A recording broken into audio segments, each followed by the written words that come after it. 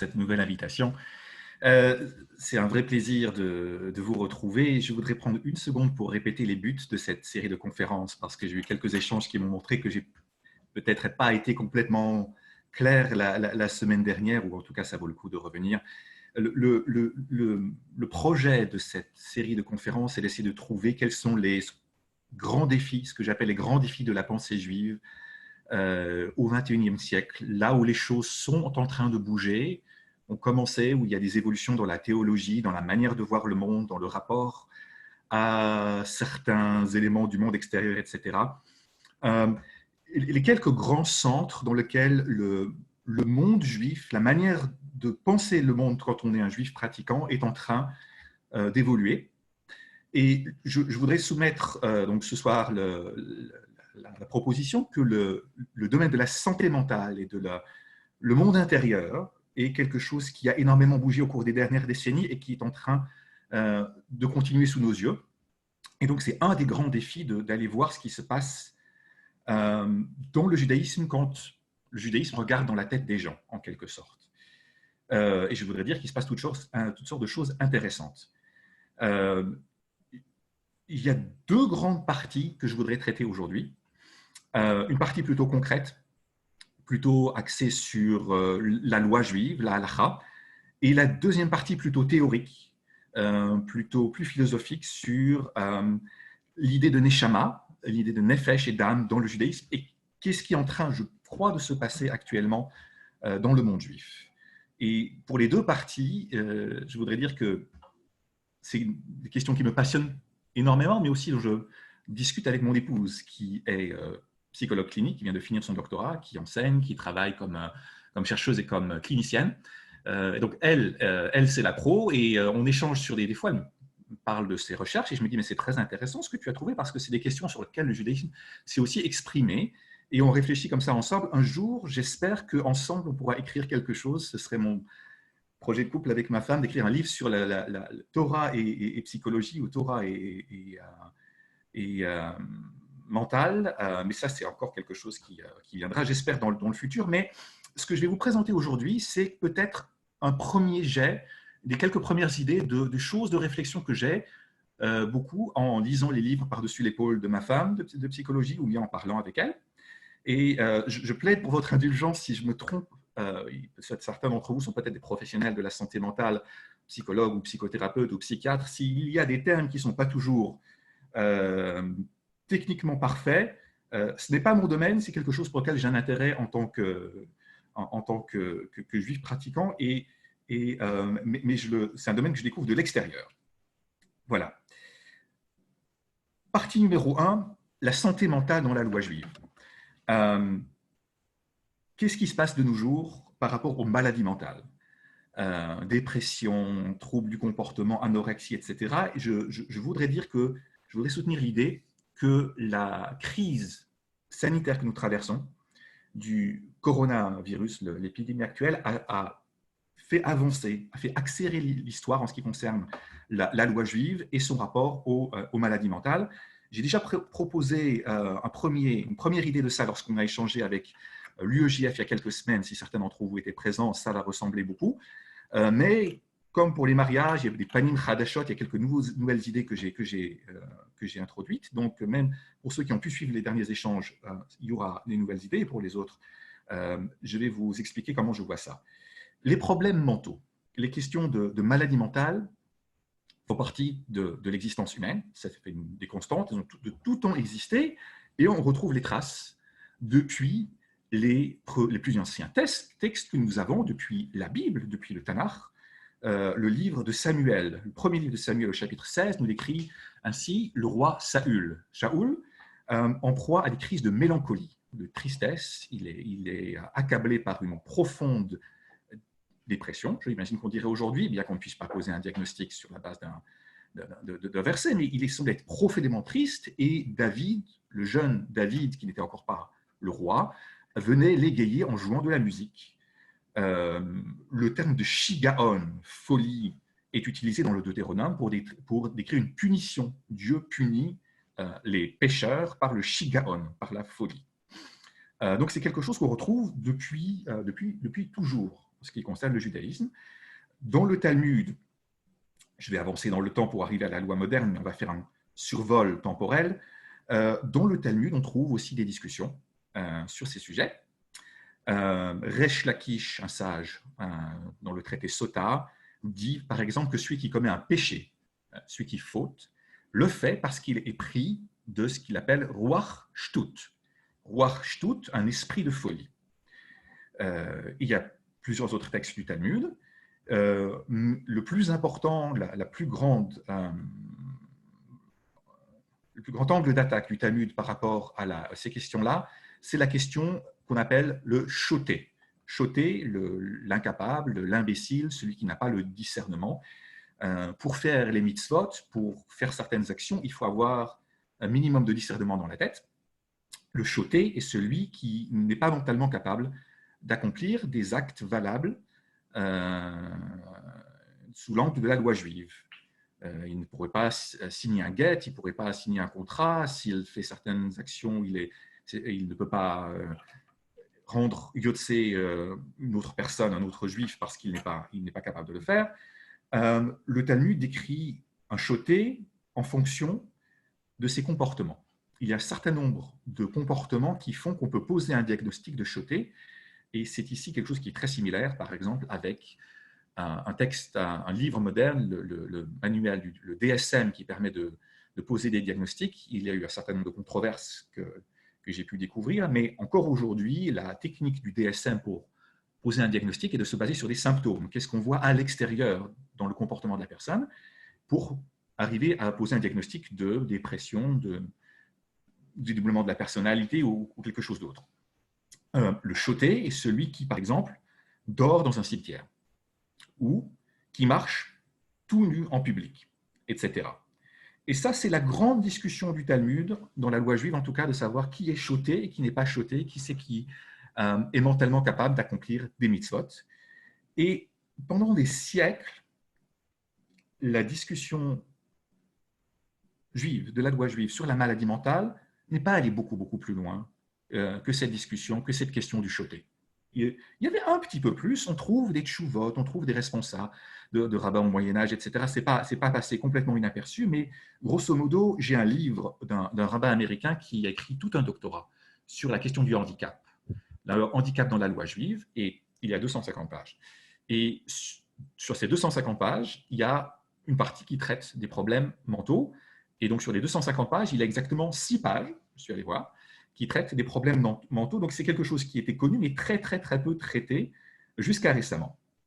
Et c'est dans les dernières décennies que les rabbins, les poskim, les dayanim ont commencé à réfléchir à ces choses-là.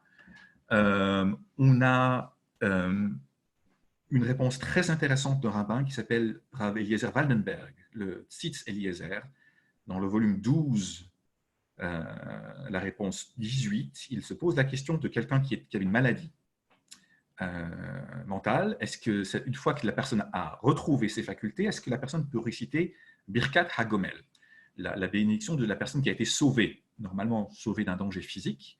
Est-ce qu'on peut la réciter sur un danger mental, une personne qui a une crise de dépression? Et le Rav Waldenberg dit absolument, il n'y a pas de différence entre santé physique et santé mentale. Et quand bien même, écrit-il, on peut se douter que la personne va retomber dans le futur dans ses problèmes, parce qu'on a bien conscience qu'il s'agit des fois de pathologies chroniques, eh bien, à partir du moment où cette personne maintenant a récupéré sa bonne santé psychique, il a le droit de réciter la bénédiction de Birkat HaGomel. Et donc, on a ici une affirmation forte d'une équivalence entre santé physique et santé mentale, et de dire il faut remercier, il faut noter lorsque on a retrouvé une bonne santé, il faut réciter une bénédiction à cet effet. Il y a d'autres textes qui sont des tchouvot contemporaines. Et grosso modo, le posek qui a fait beaucoup bouger les choses est un rabbin contemporain qui s'appelle Rav Asher Weiss, qui est un chassid de Klausenburg, qui est un posek, auteur de livres, qui s'appelle Minchat Osher, Asher, selon les prononciations. Et c'est le premier, à ma connaissance, à prendre en compte de manière systématique dans ses tchouvot, dans ses responsables, les questions de maladie mentale. Et il a fait beaucoup avancer ces questions-là dans la loi juive. Il a, par exemple, un responsable, le numéro 134, sur le problème de troubles, les TOC, troubles obsessionnels compulsifs. C'est un problème qui touche la communauté orthodoxe plus que d'autres communautés, d'autres segments de la population, puisque l'orthodoxie, le judaïsme pratiquant, attache une grande importance à la pratique des mitzvot, et des fois la pratique de ces mitzvot s'attache à des tout petits détails de la loi. J'ai une anecdote à raconter, quelque chose qui m'est arrivé quand j'étais une fois à Londres pour Sukkot. Le premier jour de la fête, je priais à la synagogue, et il y a un jeune garçon qui est venu. J'ai entendu une conversation entre un jeune homme et son rabbin, et il lui a dit: Monsieur le rabbin, c'est terrible. J'ai mon loulav, j'ai oublié de préparer un linge mouillé. Il faut préparer quelque chose pour que le loulav ne se dessèche pas. Je n'ai pas préparé ce linge mouillé avant la fête. Qu'est-ce que je peux faire? Mon loulav va se dessécher. Est-ce que je peux prendre mon linge et le tremper dans l'eau maintenant? On est le premier jour de Sukkot. Le rabbin réfléchit, il caresse sa longue barbe, il dit: non, tu ne peux pas.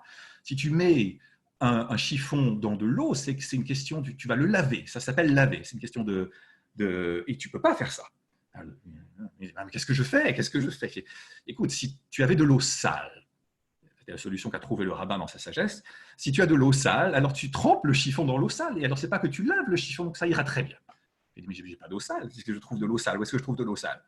Alors, le rabbin réfléchit encore et lui dit: mais tu prends de l'eau du robinet, tu la jettes par terre, et tu as de l'eau sale. Et voilà. Et dans un instant de prise de conscience, le garçon a regardé son rabbin et dit: mais excusez-moi, il faut que je prenne de l'eau et que je la jette par terre et que je prenne un chiffon et que je trempe dans l'eau qui est par terre pour enrouler mon chiffon autour de mon moulin pour que je puisse le secouer pendant 8 jours. On n'est pas un peu fou? Chez nous. Alors, avec Zoom, je ne peux pas entendre l'éclat de rire général, je suppose, a eu lieu juste là maintenant. Je vais faire comme si c'était le cas. Mais il y a énormément dans la loi juive de ces petites choses qui sont ça. Chez quelqu'un qui a des troubles du comportement, ça peut poser des problèmes. Le Rav Weiss, dans sa tchouva à laquelle je reviens, parle de gens qui n'arrivent pas à prononcer le nom de Dieu et prononcer les mots de la prière. Ils essayent et ne sont jamais satisfaits. Ils essayent encore et ne sont pas satisfaits. Et la personne essaye, et il y a quelque chose qui n'est pas dans sa capacité à prononcer, mais qui est dans sa capacité à être satisfaite d'elle-même, qui fait que la personne va réessayer 50 fois et ne jamais se sentir capable de prononcer Adonai, disons, le nom de Dieu. Et cette personne-là est dans une situation de détresse mentale très intense. Problème de loi juive, qu'est-ce qu'on fait? Question nouvelle, qui n'a jamais été traitée. Et le Rav Weiss dit, et c'est un rabbin extrêmement reconnu dans tout le monde orthodoxe, il dit: une telle personne n'a pas besoin de prier. Une telle personne est dispensée de la mitzvah de prière à cause de son problème. La Torah ne nous demande pas de nous mettre dans un tel état d'angoisse existentielle, d'angoisse de détresse mentale. Une personne qui n'est pas capable d'être satisfaite d'elle-même, de prononcer les mots de la prière, est tout simplement dispensée. Il y a une question de pikuach nefesh qui fait qu'elle est dispensée de prier. Il a donné beaucoup de cours sur le sujet, la maladie mentale. Si certains d'entre vous connaissent le site She'ela, sur lequel j'ai répondu longtemps, je réponds encore, nous avons des gens qui nous posaient 50 questions sur comment il faut mettre les tefilines. Monsieur le rabbin, qu'est-ce qui se passe si je mets les tefilines un peu plus comme ceci ou un peu plus comme cela? Ou est-ce que si le tefilin du bras est avant les tefilines de... 50 questions sur des choses qui paraissent complètement insignifiantes. Personnellement, je pense que la halakha a quelque chose d'extraordinaire. J'aime beaucoup cette capacité du judaïsme à introduire le sens, les questions de morale, les questions de signification dans les plus petits détails de la vie quotidienne. Mais pour certains d'entre nous qui ont ces aspects obsessifs, compulsifs, ça crée des problèmes considérables. Et on le voit, et le Rav Weiss dit: ces gens-là doivent être dispensés des mitzvot qu'ils ne peuvent pas accomplir. Dans un autre cas, il parle de l'anorexie, un problème qui touche un peu tout le monde, mais surtout des jeunes filles à l'adolescente qui ne mangent pas, ne mangent plus, et on sait qu'il faut suivre un programme très astreignant il faut se forcer à manger pour retrouver la bonne santé. Est-ce qu'une jeune fille de 14 ans ou de 15 ans qui est normalement en bat mitzvah, qui doit respecter Yom Kippour, mais qui est anorexique, qu'est-ce qu'elle doit faire? Le Rav Weiss a une chouva dans laquelle il dit il est interdit pour une jeune fille qui est anorexique de jeûner. Chaque jour où elle ne consomme pas de nourriture a potentiellement un effet sur sa santé physique. Quand on parle de pikuach nefesh, il ne s'agit pas juste d'un danger concret, mais le plus petit doute, sveka, comme il dit, le plus petit doute de quelque chose qui peut amener un risque de danger, est suffisant pour repousser Yom Kippour. Yom Kippour. Et donc, voilà une autre question de santé mentale qui est prise en compte par le Rav Asher Weiss. Donc, c'est, à mon sens, le premier décisionnaire qui a donné des cours. Il y a des cours, pour ceux que ça intéresse, je peux vous envoyer les liens qu'il donne, qu'on peut écouter, et des tshuvot qu'il a rédigés. Et on arrive à la crise, donc, en ayant commencé depuis la Bible et le roi Saül, à travers le Talmud et jusqu'aux décisionnaires contemporains, il y a une prise de conscience accélérée au XXe siècle qui correspond assez largement aussi au monde autour de nous. Les questions de santé mentale étaient bien moins connues par le monde extérieur. Donc le judaïsme répond à un changement qui se fait aussi aux alentours, mais ce changement se fait au cours des dernières décennies et avec un point d'accélération dans le temps assez marqué en 2020 avec la crise du coronavirus. Pourquoi? Parce qu'il fallait faire Pessah. Et quand il fallait faire Pessah, il s'est posé la question de faire Pessah par Zoom, le Seder par Zoom. Et il y a eu des rabbins qui ont pris position en disant que le soir du Seder, on pouvait permettre aux parents, aux enfants, aux grands-parents de se retrouver pour la soirée du Seder en utilisant la technologie d'Internet. Certains ont été plus ou moins permissifs, d'autres plus ou moins permissifs. Certains ont des rabbins qui se sont élevés contre, naturellement. Mais dans l'ensemble, il y a une immense discussion des deux côtés de l'océan, entre Israël et les États-Unis, sur est-ce qu'on a le droit, en période de confinement, de faire un Seder par Zoom. Et il y a eu je pense qu'il y a eu l'équivalent de 10 bouquins qui ont été écrits sur quelques semaines. Mais ce qui est très, très intéressant pour moi, c'est que je vois des gens qui rigolent, enfin, je ne sais pas pourquoi, mais c'est sympathique. Il y a eu deux discussions sur le Seder Zoom. En Israël et aux États-Unis, ce n'était pas la même discussion. En Israël, la question était de savoir est-ce qu'on a le droit d'utiliser Zoom pour recréer l'expérience du Seder familial, de cette expérience dont on fait Pessah en famille, les grands-parents, les parents, les enfants, tout le monde ensemble. Ça, on ne pourra pas le faire à cause du virus. Est-ce que la technologie nous permet d'y répondre? Ça, c'était Israël. Aux États-Unis, la question était, est-ce qu'on peut utiliser la technologie pour soulager les gens qui sont confinés dans leur maison, seuls à la maison pendant Pessah, et qui sont en état de détresse mentale? Et l'accent en Israël était mis sur la famille, et l'accent aux États-Unis était mis sur la détresse mentale des gens qui sont confinés, tout seuls à la maison, pas le droit de sortir, alors que c'est une des plus grandes fêtes du calendrier, c'est épouvantable. Pourquoi cette différence? Alors, on va dire par cynisme qu'en Israël, il y a plus de séfarades, et on a aux États-Unis, il y a plus d'Ashkenazes, on est tous un peu névrosés chez nous, les Ashkenazes, donc il y a plus de problèmes de santé mentale. Mais de manière réaliste, l'explication la plus probable, c'est qu'en Israël, il y avait un jour de Pessah, puis un jour d'interruption, puis Shabbat. Aux États-Unis et en France, comme vous l'avez vu, on avait 2 jours de Pessah suivis directement de Shabbat. Il y avait 3 jours, de fête, 2 jours de Yom Tov, 1 jour de Shabbat, et on ne pouvait pas voir qui que ce soit pendant 3 jours. Et ça paraissait immense d'être isolé dans un appartement pendant 3 jours de fête. Comment on le fait? Il y a le premier qui a pris position, s'appelle Rav Hershel Scherter, un rabbin de la communauté de Yeshiva University, moderne orthodoxe, disons, centrale, classique, qui a commencé à faire une position en privé dans laquelle il a dit si quelqu'un, une personne, une mamie, une personne isolée, s'il y a le moindre doute que cette personne va avoir son état de santé mentale qui se dégrade pendant Pessah, cette personne a le droit et peut-être même l'obligation d'utiliser Zoom pour se connecter à un CEDER communautaire, pour se connecter à quelque chose. Ne restez pas seul pendant Pessah si ça vous met en danger. Et s'il y a le moindre doute que ça puisse faire cela, utilisez Zoom pour faire un CEDER avec d'autres personnes. C'est un rabbin avec longue barbe, grand chapeau noir et tout ce que vous voulez. Il a pris cette position en privé et quelques jours plus tard, après avoir un peu tâté le terrain, il a fait une grande prise de position publique allant dans le même sens. Et donc, c'est quelque chose qui a été très répandu et très discuté. Et pas seulement dans le monde moderne orthodoxe, mais un rabbin, un posek Haredi, donc ultra-orthodoxe de Brooklyn, le Rav David Cohen a pris la même position, disant santé mentale, si vous avez le moindre doute que ces 3 jours de fête vont vous poser un problème, utilisez Internet. Un rabbin comme Rav Mordechai Willig a donné pour instruction à tous les rabbins orthodoxes américains de maintenir leur téléphone allumé. Vous avez 3 jours de fête, vous ne savez pas ce qui se passe dans vos communautés. Vous avez peut-être quelqu'un qui se sent affreusement mal, qui a besoin de parler à quelqu'un. Vous êtes rabbin de cette communauté, vous êtes en charge du bien-être de cette communauté, vous laissez votre téléphone allumé.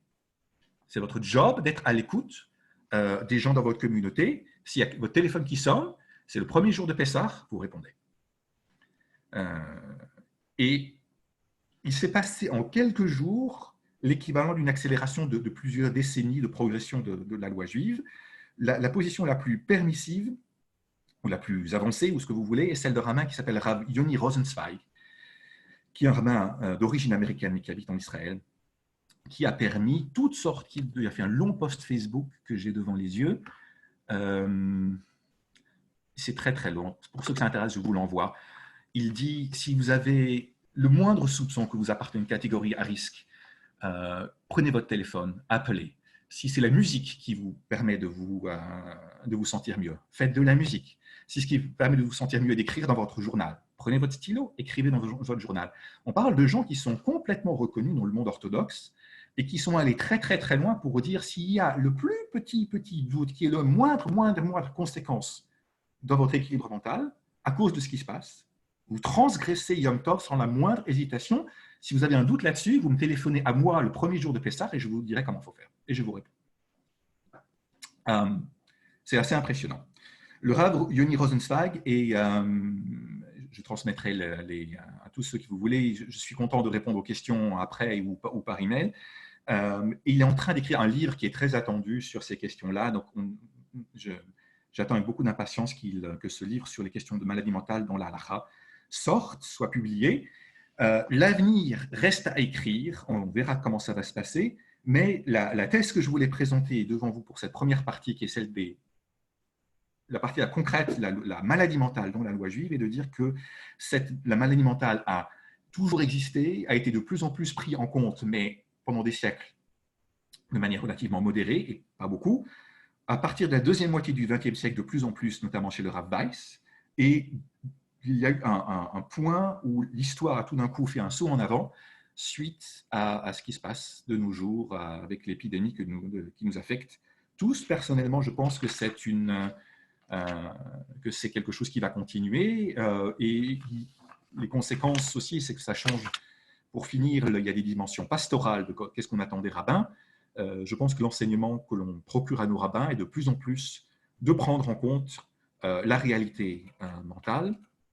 On a une école rabbinique de New York qui a invité mon épouse récemment à donner une conférence sur comment détecter les signes de suicidalité, les risques de suicide. Vous êtes rabbin, il y a des gens qui potentiellement sont à risque. Vous devez être capable d'identifier les gens qui sont isolés, les gens qui présentent. On peut avoir des voyants rouges qui s'allument. La science étudie ça, la psychologie étudie ça, donne des voyants rouges. Et si un rabbin est capable de les voir, il peut après collaborer, faire l'intermédiaire entre la personne de sa communauté et les professionnels de santé. Donc, on va vers une extension ou un léger changement du rôle du rabbin qui, je crois, va être appelé à faire l'interface, faire la première ligne de défense de la santé mentale avec les gens de sa communauté et à travailler la main dans la main avec les professionnels. Voilà. Avec ça, j'ai fini la première partie de cet exposé sur la psychologie et Torah, santé mentale et Torah, etc. C'était la partie que j'appelle concrète. Je pense que je continue, que je prends toutes les questions à la fin. La deuxième partie parle de toute autre chose. Je voudrais parler de l'âme, la neshama, le nefesh, on va voir qu'il y a plusieurs termes. Et c'est légèrement, je ne veux pas dire spéculatif, c'est des idées qui me sont très personnelles, que j'échange, comme j'ai dit, avec mon épouse, mais c'est quelque chose sur lequel j'aimerais écrire, j'aimerais publier, j'aimerais chercher. Je suis très, très intéressé si, je vais vous présenter comment je vois les choses, et si après, il y a des gens qui ont du feedback, je suis très, très intéressé à recevoir, parce que je pense que c'est quelque chose, ce que je vais décrire est un phénomène réel, et un phénomène important, et je crois qu'il n'est pas vu encore, qui n'a pas encore été diagnostiqué, et dans le même temps, j'aimerais beaucoup arriver à raffiner ma réflexion là-dessus.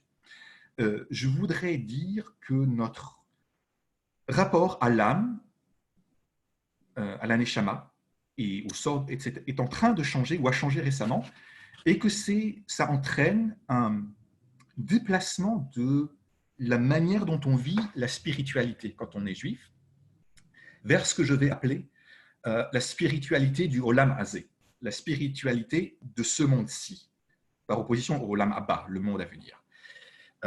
Et je vais expliquer aussi clairement que je peux ce que je veux dire par ces expressions-là. Je veux faire deux choses dans cette deuxième partie. Un, je voudrais retracer l'histoire de la Neshama, la place que l'idée d'âme a dans le judaïsme depuis le Mikra, depuis la Torah, et jusqu'à il n'y a pas trop longtemps. Donc, si vous voulez, c'est le parallèle de cette perspective historique, je l'avais faite aussi dans les questions de santé mentale dans la halakha. Je vais donner ce grand point de vue général de qu'est-ce que la neshama, quel est le rôle de la neshama, quelles sont ses fonctions dans le judaïsme traditionnel, et par contraste, essayer de démontrer ce qui change et pourquoi c'est important que ça change. La division, il y a une division qui est assez courante que l'on fait lorsqu'on parle d'un être humain, qui est la division entre le corps et l'âme. Gouf va nefesh en hébreu. Et c'est une distinction qui n'a pas le même sens, la même portée, la même signification selon la tradition religieuse, dans le christianisme ou dans le judaïsme, selon le courant de pensée. Tout ça, il y a des nuances importantes, mais sur le principe, corps et âme, cette espèce de dualisme entre le corps et l'âme est quelque chose qui est extrêmement accepté. Pas toujours non plus. On a des philosophes matérialistes qui ont eu tendance à réduire ou même à nier cette distinction depuis les philosophes de la Grèce antique, tels que Démocrite et Épicure, qui pensaient que tout est atome, tout est matière, jusqu'au matérialisme contemporain. Mais enfin, fondamentalement, c'est quelque chose qui est très accepté dans la société en général. Il y a cette différence que l'on fait entre le corps et l'âme. Dans le judaïsme, il y a plusieurs termes que l'on emploie pour parler d'âme. On emploie le mot de nefesh, on emploie le mot de neshama, et parfois on emploie le mot de ruach. Et tous ces termes, à la base, viennent d'une même idée, qui est l'idée de respiration. Ruach, c'est le souffle, neshama, c'est la respiration. Dans les premiers versets de la Bible, on voit que Dieu insuffle une nefesh, ou un ruach. L'homme devient un ruach, un esprit de parole qui est insufflé au premier homme.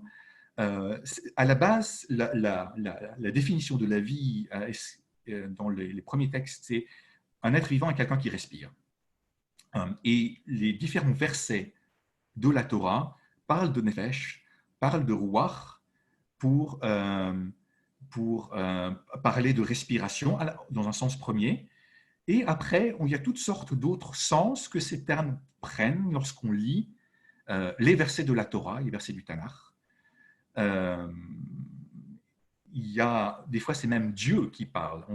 Dans le Sefer de Vaïkra, on a Dieu qui dit, quand il dit qu'il est dégoûté de certains sacrifices, je ne sais plus si c'est dans Vaïkra, Nafshi, il parle de Nafshi, mon âme est dégoûtée. Quand Dieu parle de lui-même, en disant je suis dégoûté de vos sacrifices, il dit Nafshi pour faire référence à lui-même. Donc le terme de Nefesh, parfois, est une manière de dire moi, je suis, pour parler de l'individu. mais ok, l'âme, certains textes semblent parler de nefesh dans un sens qui est assez proche du sens que nous avons, nous, lorsque nous parlons d'âme. Par exemple, lorsque la matriarche Rachel meurt en couche, donnant naissance à Binyamin, le verset utilise le terme de nefesh, son âme est sortie de elle. Aussi, lorsque le prophète Élisha ressuscite un enfant en insufflant une respiration, c'est toujours ce phénomène d'insuffler un souffle. Le mot de nefesh est utilisé apparemment pour parler d'une âme qui retourne à l'enfant. On a des descriptions assez intéressantes de la vie après la mort dans le Tanakh. Pour ce qu'on en voit, ce qui se passe une fois qu'une personne meurt, c'est qu'une personne va dans le Sheol. Le terme, c'est le Sheol, qui est une sorte d'endroit où une personne continue d'exister, mais de manière diminuée, comme ce que les Grecs connaissaient comme le monde des ombres. Quand Orphée va au royaume d'Hadès, il voit des ombres. Le Sheol, c'est un petit peu ce monde des ombres dans lequel les gens qui étaient vivants continuent d'exister en tant que morts, mais d'une espèce d'existence alternative légèrement diminuée. On le voit par exemple de nouveau avec le roi Saül, c'est notre héros de ce soir, c'est la deuxième fois qu'on le cite. Le roi Saül, à un moment, Shaoul, fait appel à une magicienne pour conjurer le prophète Samuel, qui était déjà décédé. Le prophète Shmuel était mort, et Shaoul voulait consulter Shmuel alors que ce dernier était déjà décédé. Il fait appel à une magicienne qui fait apparaître Shmuel, et celui-ci apparaît dans son corps. Ce n'est pas une vision d'une âme, c'est une vision de la personne telle qu'elle était avant dans sa vie qui apparaît, qui ressort du Sheol. Donc la personne dans le Sheol continue d'exister, mais d'une manière diminuée. Dans l'ensemble, les chercheurs qui se sont penchés sur cette idée de Nefesh et de Neshama dans le Tanakh disent qu'il n'y a pas de dualisme, il n'y a pas de distinction claire entre âme et corps. Même quand on parle de Nefesh dans le sens de âme, on parle d'une personne en tant qu'entité. Shmuel était une entité, il n'y a pas eu cette séparation entre le corps et l'âme à la mort, n'existait pas vraiment, en tout cas dans les 5 livres, dans le Chumash, dans la plus grande partie du Tanakh. Un individu est même lorsqu'une âme, c'est une unité, ce qu'on appelle une vision moniste de l'être humain. La première fois qu'on trouve une distinction claire entre le corps et l'âme dans la Torah, c'est dans le livre de Kohelet, dans le livre de l'Ecclésiaste. Mais c'est un livre qui est considéré comme déjà plus tardif, écrit probablement pendant la période du Deuxième Temple, alors qu'il y avait des influences hellénistes sur la culture juive. Mais dans ce livre-là, on trouve des versets qui semblent clairement indiquer une distinction claire faite entre le corps et l'âme. Influence helléniste, on pense par exemple à Platon. Le Phédon, dans certains dialogues, raconte la mort de Socrate. Nous voyons une distinction claire entre le corps et l'âme. Aussi dans Phèdre, il y a un dualisme clair. L'âme, c'est la partie supérieure. Elle ne disparaît pas quand le corps meurt. Le corps, lui, est soumis à destruction. Il redevient, il se détruit une fois que le corps, après la mort. L'âme continue d'exister. Ces influences grecques ont été internalisées notamment par, le premier était Philon d'Alexandrie, un penseur judéo-helléniste qui vivait à Alexandrie, mais qui a eu assez peu d'impact sur la suite du judaïsme. On trouve ça aussi dans les manuscrits de Qumran. J'avance dans le temps, un petit peu vite parce que je crois que j'ai encore beaucoup de choses à vous dire. On arrive aux sages du Talmud. Comment voit-il la neshama, l'âme? C'est une image très complexe qu'on peut restituer. Et probablement que les sages du Talmud ont hérité la vision de la Bible, les influences hellénistes, etc. Il y a un mélange de concepts. Chaque enseignement des sages peut être analysé et on trouve des sens très différents. L'ancien sens de Nefesh, le sens biblique de Nefesh, demeure dans certaines expressions de Chazal, des sages. L'une de ces expressions, nous l'avons vue dans notre première partie. Si quelqu'un a une idée, mais évidemment, on ne pouvait pas réagir, l'idée de Pikuach Nefesh, de sauver une vie humaine. Quand on parlait de Pikuach Nefesh, on disait la santé mentale aujourd'hui est considérée comme Pikuach Nefesh. Pikuach Nefesh, ça veut dire sauver une vie. quand on dit qu'on a le droit de transgresser Shabbat ou l'autre mitzvah pour Pikuach Nefesh, on ne dit pas qu'on veut sauver l'âme de quelqu'un, qu'on veut sauver sa partie spirituelle. Pikuach Nefesh, c'est sauver sa vie, le maintenir en vie. Donc, Pikuach Nefesh est une expression talmudique de la Mishnah qui utilise encore Nefesh dans le sens biblique, l'ancien sens. Mais on trouve beaucoup d'autres textes dans lesquels on a un dualisme âme et corps qui ressemble à ce que nous connaissons traditionnellement. Dans le traité de Sanhédrin 91b, il y a un fameux dialogue entre Rabbi Yehuda Hanassi, le rédacteur de la Mishnah, et l'empereur Antonin. Et ils discutent de savoir à quel moment l'âme entre dans le corps. Rabbi Yehuda Hanassi dit que l'âme entre dans le corps du bébé à la naissance. Antonin lui répond absolument pas, elle entre déjà au moment de la fécondation. Le corps du bébé, du fœtus dans le corps de sa mère ne peut pas exister sans l'âme, dit Antonin. Et donc, sans analyser ce texte trop profondément, on voit clairement que ici l'âme est comprise dans un sens qui nous est plus familier de la partie spirituelle de l'existence humaine. L'âme est ce qui permet aux fonctions de la vie de continuer. Le corps est le véhicule et l'âme est cette partie supérieure, partie spirituelle de l'existence humaine. L'être humain existe à deux niveaux, corps et âme. C'est quelque chose qu'on retrouve pas de manière systématique dans Chazal, mais de plus en plus. Et ce qu'on ne trouve pas non plus chez les sages du Talmud, c'est de description systématique de la manière dont ceci fonctionne. Donc, la conception existe, elle n'est pas explicitée de manière systématique. Il y a très très peu de choses systématiques dans le Talmud.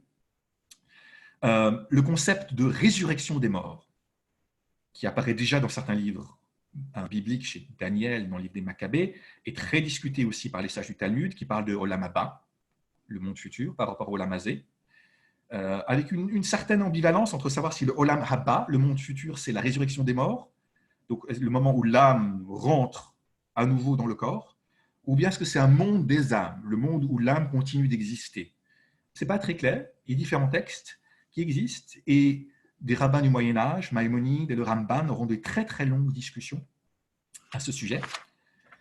Voilà pour ça. Un changement fascinant, et peu de gens ont conscience de cela, peut-être le changement le plus fascinant dans la vision talmudique du monde intérieur, de ce qui se passe dans la tête des gens. Ce n'est pas dans la Mishnah que vous le trouvez, c'est dans la Gemara, dans le Talmud, dans la partie ultérieure. On peut appeler ça un avènement de la subjectivité. Autant des Amoraïm, autant des sages qui ont suivi la Mishnah. Les textes des Tanaïm, des premiers sages, des sages de la Mishnah, des sages du Midrash, ne parlent que très très très peu du monde intérieur. Quand ils parlent des héros de la Bible, des héros d'Abraham et de Moshe, ils parlent très très très très peu de ce qui se passe dans la tête, des émotions, de la colère, etc. Ces choses-là sont très peu discutées. Il y a des chercheurs qui ont rédigé plusieurs ouvrages importants pour décrire qu'à partir du temps des Amoraïm, disons le 3e siècle peut-être, de l'ère actuelle, nous avons l'émergence d'un discours de la subjectivité au sein du judaïsme où la Haggadah se focalise pour la première fois sur le monde intérieur, les défis, les motivations des caractères de la narratologie rabbinique. Quelles sont les motivations de Jacob pour agir comme ça? Pourquoi est-ce que Moïse a fait ceci? Etc. etc. Ces choses-là étaient très peu connues des anciens Midrashim. Et ça, c'est la Haggadah. Dans la Halacha, on a des nouvelles catégories légales qui apparaissent avec Abaye et Rava et les Amoraïm. Et ces nouvelles catégories ont pour nom Kavana, l'intention, Marshava, la pensée, Ratzon, la volonté, le Shem Shamayim, faire les choses de manière désintéressée. Toutes ces choses-là qui relèvent de la réalité de l'esprit étaient très, très, très, très peu discutées dans la Mishnah. La Mishnah parle d'action. Comment est-ce qu'on peut réciter le Shema? Qu'est-ce qui doit être respecté comme condition pour respecter le Shema? Toutes les conditions qui sont posées sont objectives. Il faut être dans un endroit qui est propre, il faut, etc. Les questions de Kavana, à quoi il faut penser, ne sont jamais discutées dans la Mishnah, avec une exception. deux exceptions, mais très très peu. Tout ce monde-là de Kavana, Marshava, Ratson, volonté pensée, apparaît 3-4 siècles plus tard dans la Gemara. Et ça, c'est quelque chose que je trouve absolument fascinant et je pourrais faire toute une conférence là-dessus. Les sages du Moyen-Âge ont beaucoup parlé. Rav Saadia Gaon a tout un chapitre sur l'âme. Maïmonide parle de l'âme et de ses fonctions. Il y a des discussions systématiques sur comment est-ce que l'âme arrive à apprendre, quel est l'intellect agent, en fonction de, si on doit réconcilier Aristote avec, etc., avec la tradition juive. Ça, c'est la perspective historique de l'âme que je voulais vous présenter. On peut toujours approfondir plus, mais depuis le Mikra, depuis le Tanakh, le concept a existé, il a beaucoup évolué. Au Moyen-Âge, il devenait assez central. Il y a beaucoup de choses qu'on expliquait par les fonctions humaines, par l'âme, l'aneshama, et des discussions systématiques chez les philosophes juifs. Et je passe maintenant à ce que j'appelle, ce sera mon dernier point, la spiritualité du Olam Hazé. Et la thèse que je veux défendre, le défi du judaïsme contemporain, est celui qu'il y a celui d'une perte de vitesse de ces concepts, une perte de vitesse des concepts d'âme et de monde futur dans le judaïsme contemporain.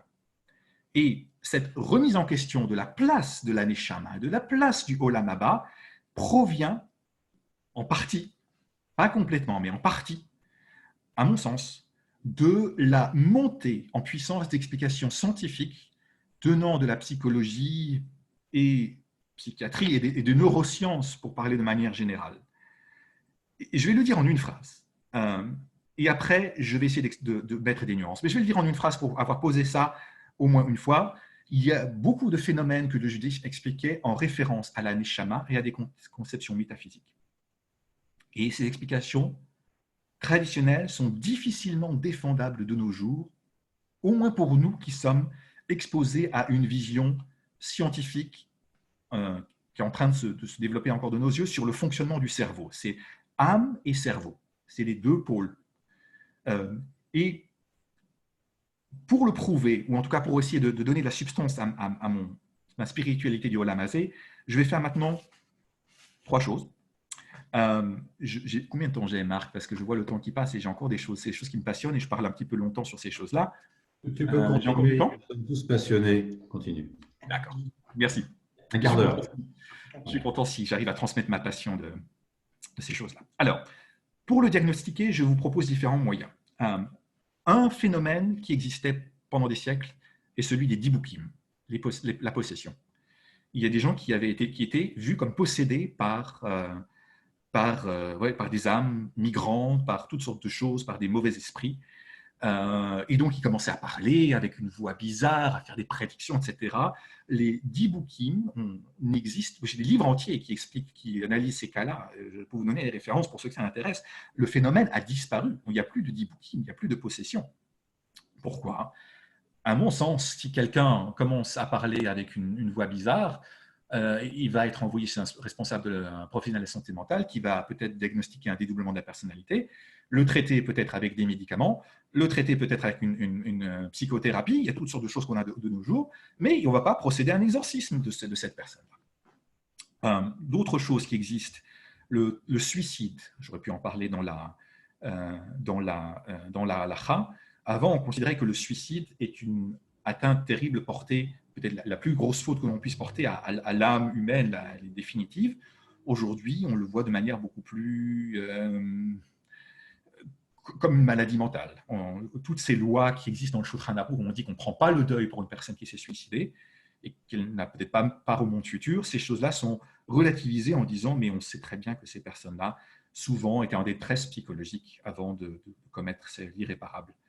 Le Kaddish, un des rituels les plus suivis, même par chez des gens très très peu observants. Une année de Kaddish, on vient à la choule pour réciter le Kaddish pour un parent disparu. Rituel qui date du Moyen-Âge, mais qui se base très clairement sur une Mishnah dans le traité de Douyot qui dit que le jugement après la mort, c'est pendant 1 an. On meurt et pendant 1 an, on est jugé. Et donc pendant 1 an, on essaie de faire gagner des points de Olam Haba, n'est-ce pas? Quand on a un certain nombre de points, on monte de niveau dans le monde futur. Donc ça, c'est l'idée du Kaddish, c'est de donner des mérites à l'âme du disparu. Et les gens, alors je ne suis pas allé faire une étude sociologique, mais je suppose que les gens qui viennent faire Kaddish ont très très peu conscience de nos jours de ça, et qu'ils viennent pour d'autres raisons. Mais la pratique reste, mais l'idée de faire monter les âmes dans le monde futur, à mon avis, est en perte de vitesse. J'ai plein d'exemples. Le sommeil. Quand on dort et qu'on se réveille le matin, on fait une prière où on remercie Dieu. On dit « Modéani le fanecha », je te remercie de m'avoir rendu mon âme. Je ne sais pas combien d'entre nous on pense que l'âme nous quitte même partiellement pendant la nuit. Le sommeil est un état différent de la conscience humaine, en tout cas c'est comme ça que la science le voit. J'ai vu un livre d'un rabbin orthodoxe américain qui dit « mais il faut comprendre cette prière comme remercions Dieu de permettre à l'être humain de changer de niveau de conscience entre sommeil et veille. Ce n'est pas que l'âme part, c'est qu'on a un changement de la... » C'est un rabbin Rosen qui a écrit ça dans un de ses livres que je peux vous envoyer. L'idée de Yetzer Hara et de Yetzer Hatov, le bon penchant et le mauvais penchant, et toute l'idée de la tentation et de la faute, qui traditionnellement est tout un livre d'un chercheur qui s'appelle Ishai Rosenzweig. Toutes ces choses-là sont très recherchées. Mais les Juifs de nos jours, je ne pense pas qu'ils voient le petit diable et le petit démon qui vous parle dans l'oreille, ils ont fait ceci, ne fait pas cela. La tentation, on a une tentation sexuelle, c'est souvent le terme Yetzer Hara. Peut-être qu'on aura tendance à l'expliquer en termes évolutifs entre le cerveau reptilien et d'autres parties du cerveau, etc., etc. Toutes ces discussions qui étaient comprises, ces aspects fondamentaux de l'existence humaine étaient comprises en fonction de l'âme humaine. Et ces discussions de l'âme humaine, je soutiens, je pense, et j'attends vos réflexions, elles passent au second plan. La résurrection des morts, le monde futur, ces choses-là existent encore, mais sont beaucoup, beaucoup moins présentes qu'elles pouvaient l'être au Moyen-Âge. Ça, c'est les exemples que je donne pour essayer de montrer les changements qui sont en train de se faire. Passage de l'âme au cerveau, c'est plus compliqué que ça. Et c'est là où maintenant je voudrais amener quelques nuances. Ce que j'appelle la spiritualité du Olam Hazé, ce changement est un mouvement de fond qui ne tient pas que de les avancées de la psychologie et des neurosciences. Il y a d'autres phénomènes qui participent à ce changement. De manière générale, la religion était très théocentrée au Moyen-Âge, centrée autour du concept de Dieu. Dans la modernité, elle est plutôt anthropocentrée, centrée autour de l'homme. Il y a, pour ceux d'entre nous qui ont une culture philosophique, on a beaucoup de doutes, tout savoir est-ce qu'on peut vraiment arriver à démontrer quelque chose, l'existence du monde futur. Peut-être c'est vrai, peut-être que l'âme subsiste, peut-être. On peut y croire, mais est-ce qu'on est vraiment sûr que l'âme subsiste après la mort? Il y a une espèce de doute ambiant, ce que j'appelle un agnosticisme épistémologique. Ces choses-là, on ne peut pas vraiment savoir. On ne peut pas vraiment savoir. Tous ces concepts métaphysiques, on ne peut pas vraiment les connaître. Donc, il y a un ensemble de choses qui créent une certaine distance par rapport à toutes ces idées métaphysiques qui sont classiques dans le judaïsme, mais les neurosciences, la compréhension du cerveau, donnent un coup de pouce à ce phénomène de distanciation par rapport à toute cette partie traditionnelle de la théologie et de l'anthropologie juive. Le mouvement vers la spiritualité du Olam Hazé n'est pas pareil partout. Les plus orthodoxes sont certainement moins affectés que les gens plus ouverts sur la modernité, etc. Et puis, il y a des choses, je parlerai de ça une autre fois. Il y a des découvertes de la psychologie que je découvre grâce à mon épouse, qui des fois, je me dis que ça remet en question complètement certaines idées classiques. Par exemple, l'idée que tout va pour le mieux, que l'idée de justice divine, que tout, Gamzu le tout va. On a un sage du Talmud qui s'appelle Nahum Ish Gamzu, dans le traité de Ta'anit. Chaque fois qu'il lui arrivait quelque chose de mal, il disait Gamzu le tout va. Tout ça, ça arrive parce que c'est pour le bien. On a des études de psychologie sociale d'un sociologue qui s'appelle Melvin Lerner qui montre que cette tendance à voir le monde comme parfait, tout va pour le mieux, c'est un biais cognitif du cerveau qui correspond à un besoin évolutif, on arrive à le démontrer, etc. Ça, c'est toutes sortes de choses classiques qui sont remises en question par les avancées psychologiques, les neurosciences du monde, notre compréhension du cerveau, etc. Donc, ce n'est pas que la psychologie a révolutionné, elle est venue se rajouter un phénomène qui existait quand même, qui est un phénomène complexe, qui n'affecte pas toutes les communautés de la même manière, mais je pense qu'il y a un point d'accélération à nouveau qui existe. Et les conséquences, et vraiment avec ça je vais finir, la spiritualité du Olam Hazé, je voudrais soutenir que les matérialistes, les gens qui pensent qu'on peut tout expliquer, tout le fonctionnement humain par le cerveau, ce n'est pas ce que je vois autour de moi. Ce que je vois autour de moi, c'est qu'il y a un déplacement de la spiritualité vers le monde présent. Une vie juive qui se vit dans le Olam Hazé parce que le Olam Haba son accès nous paraît complètement obscur. On a des doutes, il est remis en question par toutes sortes de choses, et le besoin humain ou la spiritualité juive, et d'ailleurs chrétienne aussi, se vit maintenant beaucoup plus dans le Olam Hazé, ce que j'appelle la spiritualité du Olam Hazé. Et 3 points importants. Un, Dieu. Le rapport à Dieu se vit dans le monde et non dans une espèce de saut vers la transcendance. De plus en plus, la spiritualité se fait dans une espèce d'esprit de communion avec Dieu qui est partiellement, que l'on peut retrouver dans la nature, que l'on peut retrouver dans le monde présent. Dieu ne s'identifie pas forcément à la nature. Il peut être beaucoup plus vaste que ce monde-ci, mais Dieu est. Et je crois que c'est un des grands attraits du chassidisme de nos jours, que de dire que Dieu peut être rencontré dans la nature, dans la vie matérielle. Avoda begashmiut, nous disent les chassidim, Dieu peut être rencontré dans ce monde-ci. On n'a pas besoin d'être en rapport avec un Dieu qui est infiniment supérieur à ce monde-ci. Il y a une espèce d'esprit de communion, Dieu dans la nature, Dieu dans les relations, une espèce d'harmonie que l'on recherche entre le croyant et le monde.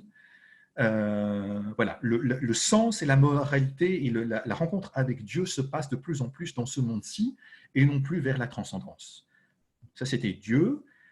Deuxièmement, au niveau de la société, ce que j'appelle la spiritualité du Olam Hazé change le projet de société. Je pense qu'il y a une espèce de réduction, si vous voulez, la distinction classique entre politique et théologie et religion disparaît, s'atténue ou se réduit énormément. La société civile que nous construisons dans ce monde-ci doit être aussi parfaite que possible parce que c'est dans ce monde-ci que nous cherchons à vivre notre expérience de la spiritualité. Il y a toutes sortes d'idées de justice sociale dans certains mouvements juifs progressistes qui peuvent se rattacher à ça, toutes sortes de tentatives de ce qu'on appelle le néo-chassidisme, des gens qui prennent des enseignements, plusieurs maîtres qui essaient de prendre les enseignements du chassidisme et de les appliquer, de les utiliser pour des gens qui ne sont pas des chassidismes, etc. De créer un paradis sur terre, en quelque sorte comme ça. On ne vit pas pour le monde futur, on ne vit pas pour le monde éternel, on ne vit pas pour le Gan Eden. On vit le projet de société et de créer une société qui prend en compte Tikkun Olam aussi, mais c'est un terme qui est un petit peu chargé, etc. Mais c'est-à-dire, Tikkun Olam concerne les mouvements juifs progressistes, mais je pense que même ceux d'entre nous qui ne se réclament pas de mouvement juif libéral et réformé sont affectés en ce sens qu'on ne vit plus en se disant « je mets mes tefilines parce que je vais gagner des points de Olam Haba ». On vit avec une idée de créer une société parfaite. Le Rav Soloveitchik expliquait l'idée de tfila, de prière. Il disait, quand vous priez, quand vous faites la tfila, le Shmoneh Esrei, vous n'allez pas demander à Dieu de vous donner la santé, la parnassa. Ce n'est pas ça du tout, la tfila, disait le Rav Soloveitchik. Il disait, il y a 2 temps dans la tfila. 1, prendre conscience de la petitesse. Je médite sur je suis rien du tout.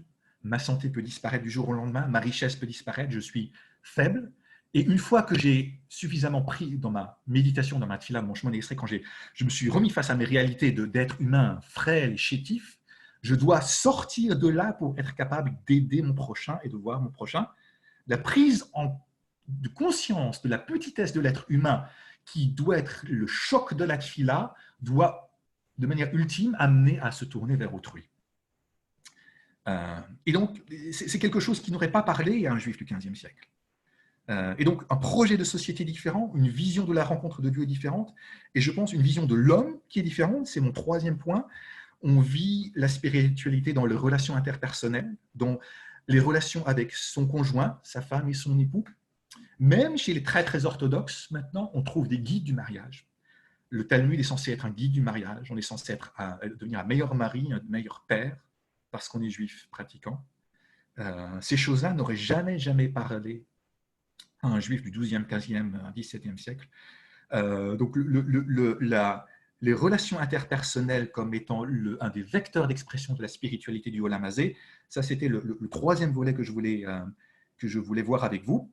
Et je pense qu'on a quelque chose qui est, encore une fois, qui est en cours, qui n'est pas parfait, qui n'est pas complet, qui est tout ce que vous voulez, mais fondamentalement, il y a quelque chose qui change dans la manière de vivre la spiritualité d'un juif au XXIe siècle. Nous avons perdu le Olam Haba, il nous est barré pour toutes sortes de raisons, nous ne sommes plus capables d'y avoir accès. L'essor de la psychologie, de notre compréhension du cerveau fait partie de ces obstacles qui sont mis sur les chemins, et le courant, le flux de la spiritualité juive n'est pas stoppé, à mon avis, mais il se déplace, la rivière change de cours et s'exprime dans d'autres directions, dans une vision de Dieu en harmonie avec la nature, dans une vision de Dieu, d'une société idéale, dans une vision de Dieu qui s'exprime par un mariage harmonieux, par des relations avec ses enfants, etc., etc. Une autre manière de vivre la spiritualité, c'était ma deuxième partie, la santé mentale et la remise en question du concept de Neshama dans le judaïsme. Merci beaucoup de m'avoir écouté. Merci, Emmanuel. Bravo. Je vais donner la parole aux personnes qui sont là, mais un à la fois. Donc, je vous demande, dans un premier temps, de lever la main virtuellement. Si vous voulez, vous pouvez également converser, c'est-à-dire envoyer vos questions en cliquant sur le bouton converser. Dans les deux cas, je vous demande d'être extrêmement bref pour qu'on puisse prendre le maximum de questions. Madame Cohen. Bonjour Martine. Voilà, bonjour Emmanuel. Merci beaucoup, c'est très intéressant. J'ai peut-être deux questions au moins, enfin une question, une remarque. Une question. Oui, je vais faire court. La question sur la halakha, que tu as parlé sur la première partie concrète, tu n'as parlé que des problèmes de la pratique de mitzvot.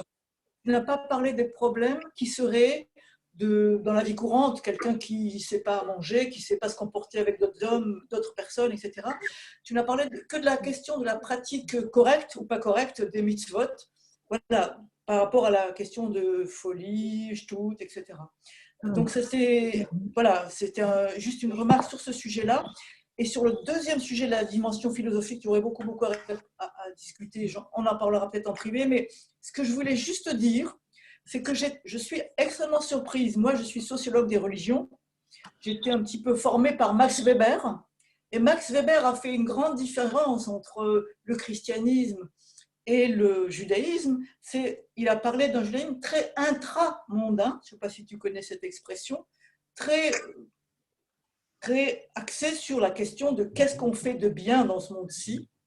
Et toi, tu décris une évolution, je ne sais pas depuis quand précisément, depuis l'après-guerre, depuis plus tard, qui me semble surprenant, parce que moi, quand je suis allée étudier le monde catholique en France, observer, je me dis, il parle du monde, mais qu'est-ce que c'est le monde? Pour moi, le judaïsme, il est dans le monde, intramondain. Et ça me semblait tout à fait bizarre. Bon, juste pour dire que cette évolution qui est par un sociologue du début du XXe siècle, cette différence entre judaïsme et christianisme, le judaïsme est intramondain et il y a une éthicisation de la religion à travers l'histoire. Toi, tu l'as décrit pour notre époque, pour je ne sais pas depuis quand précisément, 20 ans, 30 ans, 40 ans. Et ça me surprend énormément. Est-ce que c'est une évolution du monde orthodoxe en particulier ou ultra-orthodoxe en particulier? Je ne sais pas. Voilà. Ce sont mes deux questions pour faire bref. Sinon, on s'écrira. Merci, Madame Cohen. Je vais donc donner la parole à Emmanuel, ensuite à d'autres personnes, mais je vous demanderai à chaque fois d'être bref pour qu'on puisse avoir plusieurs interventions. Alors, sur la partie problème de santé mentale dans la vie courante, quand je lis des textes traduits, on m'entend? Ouais. Oui. Les textes, quand on s'adresse à un rabbin, quand on lit un responsable, quand il y a un problème particulier qui fait qu'on a saisi le rabbin, c'est un peu comme le tribunal, on a une vision un peu quand on lit les jugements du tribunal, on a l'impression que tout va toujours mal, et puis le droit au quotidien, c'est pas toujours ça. Donc il y a d'autres problèmes de comment la santé mentale est prise en compte dans les communautés. Maintenant, dans les tchouvot, jusqu'à maintenant, je ne le vois pas beaucoup. Peut-être que ça viendra, peut-être que ce livre de ce rabbin Rosenzweig viendra. Les questions que j'ai pu lire jusqu'à présent sont vraiment basées sur cet aspect-là de est-ce qu'on peut pratiquer telle mitzvah ou telle mitzvah quand ça met en danger une personne, quand ça pose tel problème, etc. Maintenant, est-ce que si des parents ont un enfant autiste, qu'est-ce qu'il faut faire? Ce n'est pas une réponse que je trouverais dans les livres que je lis. C'est très possible qu'il y ait des choses et que simplement elles me soient passées parce que je n'ai pas accès au bon texte, mais c'est une question intéressante. Max Weber et le judaïsme dans le monde présent, alors oui, c'est une des nombreuses nuances que je me suis noté quand je voudrais écrire vraiment un texte là-dessus parce que par oral, c'est dur de restituer tout. Max Weber a raison. Sans aucun doute que le judaïsme est basé beaucoup sur le monde présent. Les actions sont dans le monde présent, etc. Il n'y a pas... c'est une question de degré. C'est une question de degré.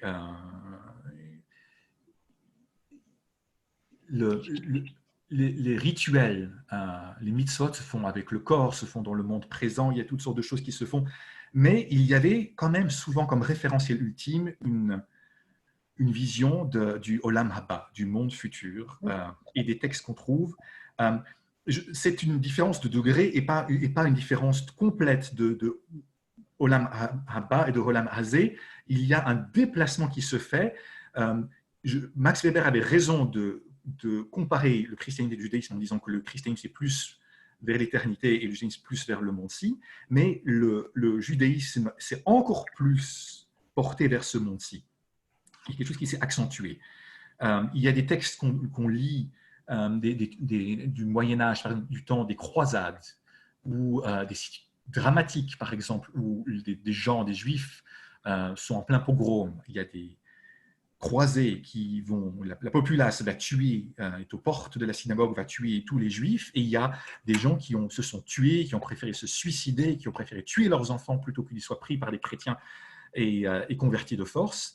Et la réflexion était de dire, mais plutôt qu'ils meurent dans ce monde-ci pour accéder au monde futur. Le monde futur, même pour un juif qui vivait, comme le disait Max Weber, était une réalité de la vie, même si ce n'était pas quelque chose qu'on vivait tous les jours. C'était quelque chose qui était vrai au sens premier du terme et qui de temps en temps faisait irruption dans la vie quotidienne. Ces choses-là, je pense que ce sont des manières de voir le monde qui nous paraissent de plus en plus étrangères. Et j'espère que personne ne se retrouvera dans cette situation-là, mais plutôt mourir dans ce monde-ci pour avoir accès au monde futur, je ne sais pas dans quelle mesure ça parlerait à un juif du XXIe siècle, même très, très, très orthodoxe. Donc, je pense que c'est un glissement vers encore plus de distance par rapport au Olam Haba, par rapport à ce qu'a décrit Max Weber. Si ça répond. Merci Emmanuel. Je vais passer maintenant la parole à Déborah Nava pour une question courte, s'il vous plaît. Je vous donne le micro. Oui, bonsoir Emmanuel, bonsoir à tous et à toutes. En fait, ma question, c'est quand tu parlais de neurosciences et aussi de tout ce qui est développement personnel, qui est devenu les mots à la mode, et j'ai l'impression que c'est même devenu la nouvelle religion à la mode, où on a besoin de chercher ce bien-être intérieur, donc ce paradis intérieur, pour pouvoir partager avec le reste du monde. Et c'était plutôt une réflexion que j'avais par rapport à cela, c'est qu'on vit dans une époque où on a tout. On a tout, on a des appartements, on a à manger dans les frigos, on a des vêtements, on a tout ce qu'il faut. Et malgré tout, il y a un mal-être chose qu'il n'y avait peut-être pas il y a quelques générations où les gens étaient plus naïfs, avec une joie naïve, un bien-être. Et nous, on est toujours dans cette quête, dans cette réflexion, dans ce raisonnement du plus, du mieux. Et en fait, est-ce que c'est pas ça en réalité, cette quête-là, ça serait pas en fait comme une sorte de paradis sur Terre que nous recherchons, une quête en fait, une quête de nous-mêmes pour aller vers le bout de quelque chose, la finitude de quelque chose. Et donc, en fait, c'était ma réflexion par rapport à ce que tu disais. Donc, c'est peut-être pas ni une question, ni finalement une, mais plutôt comme je venais déjà aussi à beaucoup à réfléchir là-dessus, nous avons tout. Merci d'être un peu plus brève. D'accord. Nous avons tout, pardon, mais c'est comme s'il nous manquait l'essentiel. Et donc, cet essentiel ne serait-il pas une sorte de paradis qui nous manquerait? Voilà. Je suis tout à fait d'accord. Je vais répondre très vite. Matérialiste, on a une abondance matérielle qui n'était une société de consommation, quelque chose qui n'a jamais été connu. Et je suis tout à fait d'accord qu'il y a une espèce d'interrogation qui se pose sur qu'est-ce qu'on fait de toute cette richesse matérielle qu'on a. À mon sens, on le voit par exemple dans un autre phénomène sur lequel j'écris carrément un doctorat, la tsniout, c'est l'idée que la spiritualité d'une femme s'exprime par son habillement. Et la tsniout est quelque chose qui a plusieurs dimensions, il n'y a aucun doute qu'il y a un aspect réactionnaire de dire on essaie de garder les femmes à leur place, on essaie de garder les contours de la communauté orthodoxe, il faut qu'une femme soit habillée de manière tsniout, il y a beaucoup de choses qui se passent. Mais à mon avis, un des éléments, pas le seul, mais un des éléments, c'est qu'on a tellement de vêtements, on a tellement de choses, une espèce de spiritualité qui passe à travers un truc aussi anodin qu'un legging ou une robe ou une chemise. La spiritualité du vêtement, c'est une partie de ce qui se passe dans cette obsession de la pudeur de la femme, une spiritualité de la matérialité. Merci. Je vais donner la parole à Chava Fischer. Voilà, alors, une question aussi après. Une à la fois. Moi, je vous remercie déjà pour votre exposé. Quand j'étais jeune, je me souviens que mes parents connaissaient une famille orthodoxe qui essayait donc j'ai 70 ans, donc je dirais ça fait 60 ans, qui essayait de les convaincre que plus on sera malheureux sur Terre, plus on sera heureux dans l'au-delà. Et bon, ça c'est un souvenir. Et ma question c'est, est-ce que l'existence d'Israël et l'envie qu'Israël soit le mieux possible, est-ce que ça a influencé le fait que les Juifs ont plus regardé le monde actuel qu'autre chose? C'est une question intéressante. Je ne me suis pas posé la question par rapport à Israël. Je ne vois pas comment ça. Je suis tout à fait ouvert à c'est des choses qui m'habitent et auxquelles je réfléchis. Je discute avec mon épouse Sarah, etc. Donc, il est très, très, très possible que j'ai raté quelque chose. Et si c'est le cas, je suis intéressé à en apprendre plus. Je ne vois pas tellement bien le rôle de l'État d'Israël dans ce phénomène-là, parce que ça assurerait la sécurité du peuple juif, peut-être. Il faudrait y réfléchir. Ma question pour vous, est-ce que la famille chassidique dont vous vous souvenez, est-ce qu'elle dirait encore ça aujourd'hui? Est-ce qu'elle dirait encore aujourd'hui, si tu souffres dans le monde ci, ce sera d'autant mieux pour toi dans le monde futur? Je pense que ça existe encore, mais à Sharim ou à Bnei Brak, etc. Je ne crois pas que ces choses-là disparaissent si vite. Mais ma thèse est que c'est une vision qui était traditionnellement beaucoup, beaucoup plus forte qu'elle ne l'est aujourd'hui. C'était un des points forts de ma deuxième partie de cet exposé. Et je crois que c'est vrai. Que cette idée-là de dire l'idée d'ascétisme est quelque chose qui ne nous parle absolument pas de nos jours. De renoncer au monde présent pour avoir le monde futur est quelque chose qui est très très très peu populaire. C'était peut-être pas très populaire dans le passé, mais il y a toujours eu des cercles ascétiques qui jeûnaient, etc. Pour chaque faute, on fait 84 jeûnes, etc. Qui c'est qui fait ça aujourd'hui? On sert Dieu dans la matérialité. Merci. Je vais passer la parole à Sylvie Moriosef. Bonjour Emmanuel, merci beaucoup, c'était très intéressant. Moi je suis désolée, j'ai une question vraiment extrêmement pratique. Je reviens sur le Seder de Pessah cette année via Zoom. Qui étaient les rabbins au courant de ces décisions que vous avez évoquées? Parce que moi, je m'attendrais à ce que le rabbin de ma communauté m'informe des décisions qui sont prises. Ça m'aurait évité de laisser ma mère toute seule, toute seule, toute seule. Alors, il y a 2 semaines, on a parlé du problème que le judaïsme francophone est déconnecté de ce qui se passe dans le reste du monde. Donc, voilà un exemple. Maintenant, il y a eu beaucoup de rabbins orthodoxes qui ont dit qu'ils n'étaient pas d'accord non plus avec ça, qui ont dit on n'a pas le droit de faire ça. Donc, il y a eu 2 camps qui se sont opposés, ceux qui étaient pour et ceux qui étaient contre. Et si par hasard, votre rabbin de votre communauté était contre, et même s'il en a entendu parler, il n'a pas forcément eu très envie d'en parler autour de lui. Maintenant, qui sont les rabbins et qu'est-ce qui s'est passé? Je vous propose d'échanger par email parce que j'ai un ou 2 articles qui ont été publiés qui retracent exactement qui a dit quoi, qui a fait quoi. Je peux vous l'envoyer un lien et vous aurez les noms et les dates très précisément, tout ce qui s'est passé, et ce sera plus rapide que si je le dis à l'oral. Volontiers, mais est-ce que c'était des… Merci beaucoup, je veux bien, mais est-ce que c'était des rabbins orthodoxes, ultra-orthodoxes qui ont pris ce genre de décision ou plus? Ça a été commencé par 14 rabbins marocains qui se disent représentants d'un judaïsme du Maghreb, dont le Rav David Zenou, que certains connaissent peut-être ici parce qu'il répond sur She'ela, qui est un rabbin francophone qui habite en Israël.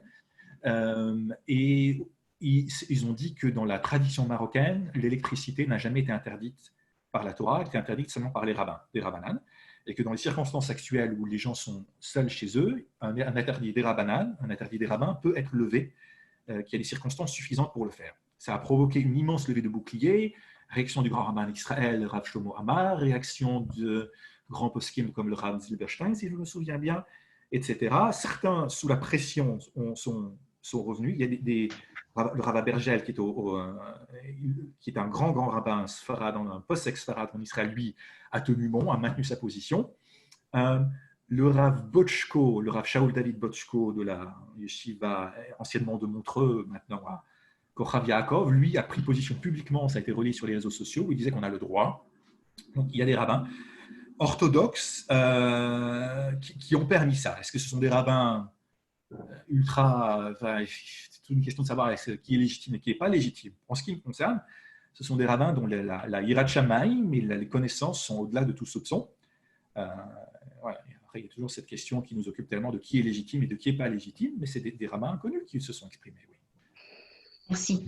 Merci. Je vais passer la parole à Madame Elkoubi. Ou Monsieur. Bonsoir. Voilà, je voudrais juste rebondir, Emmanuel, sur ce que tu as dit des croisades et des moments très difficiles où des mères ont été amenées à jeter leurs enfants dans le feu, par exemple, au moment du bûcher de Strasbourg. Et ce que ça me suggère, j'ai toujours été extrêmement choquée par cet acte-là, mais j'ai pensé à un parallèle peut-être, les résistants en France ou en Europe qui ont accepté de se sacrifier, de sacrifier leur vie pour une idée qui est au-delà de la vie, à savoir l'idée de liberté et la possibilité pour les autres de vivre dans la liberté. Comme si la liberté était quelque chose qui transcendait l'instinct de conservation et toutes ces choses-là.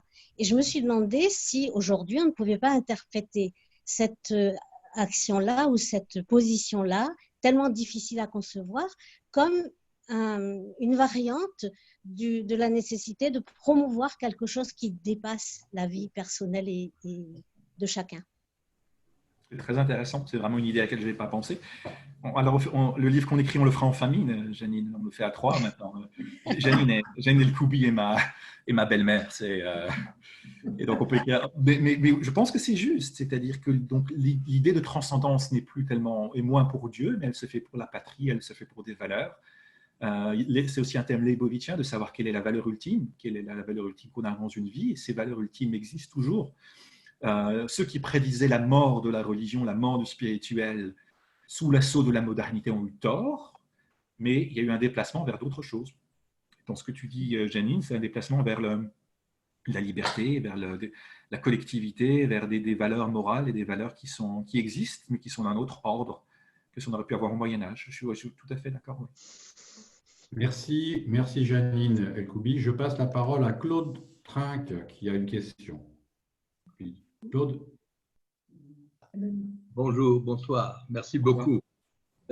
Simplement, comme on a parlé beaucoup de problèmes, disons, dans la santé mentale, tout de même, il y a un mot qui revient très souvent, c'est refoua.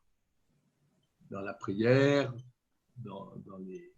aussi bien dans la Bible, dans les prophètes, même c'était dans l'Haftara de cette semaine. Donc, est-ce que vous pouvez commenter qu'est-ce qu'on vous voyez dans le contenu de refoua, dont tout de même, dans la Mida, on le dit tous les jours. On le demande tous les jours. Je ne suis pas tout à fait sûr de quoi vous répondre. Le refoua, donc l'idée de santé, c'est effectivement une idée qui revient dans les prières et qui revient de guérison. La guérison. Et, on ne dit pas que pourquoi. Non, on la demande. Physique, mental, ou bien. Alors, je pense que préservation, mais quand même, la prière. Au début, c'était. Pendant longtemps, l'idée était plutôt d'une refoua de la bonne santé physique. Et je pense que les textes, certains des tchouvot dont j'ai parlé en début d'exposé, du Tzitz Eliezer de Rav Waldenberg, montrent que l'idée de bonne santé a été de plus en plus étendue à la santé mentale. Et que donc on essaye d'étendre des anciennes catégories de pikuach nefesh et de refoua, des concepts qui étaient utilisés dans un cadre légèrement différent, donc de la bonne santé physique et de pikuach nefesh, de sauver une vie humaine. On essaie de les étendre de nos jours de manière à prendre en compte les réalités de la santé mentale. Il y a une espèce d'élargissement de ces concepts et de ces mots-là pour prendre en compte ces nouvelles sensibilités. Je crois que c'est vrai. Il y a une personne dont je ne connais pas le nom, mais qui s'intitule iPad. C'est très original. Vous Allô? pouvez vous présenter, iPad? Oui, je ne sais pas si c'est moi, c'est Claude Fou de Colmar.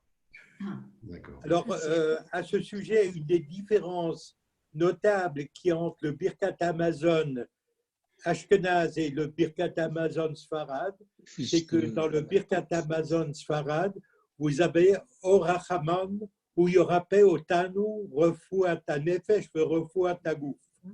Il est bien précisé qu'il s'agit de la guérison des mentales et de la guérison également du corps. En quoi les Sfarad ont une fois de plus une avance sur nous. Notre Ashkenaz. C'est vraiment pas. Je pense qu'on aime beaucoup nos névroses chez les Ashkenaz. On préfère les garder. Je ne sais pas. C'est une bonne question. Je ne sais vraiment pas. Merci.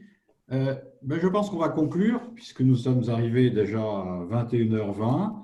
Donc, merci beaucoup, Emmanuel, pour cette présentation passionnante qui est enregistrée. Donc, toutes les personnes qui le souhaitent pourront revoir le replay sans doute dès demain sur notre site Montevideo 31 sous l'onglet menu CCEW. Et je vous donne rendez-vous dans 15 jours pour la 4e séance avec Emmanuel. Merci. Merci beaucoup. Merci. À la prochaine fois. Merci beaucoup. Merci. Bonne soirée. Merci.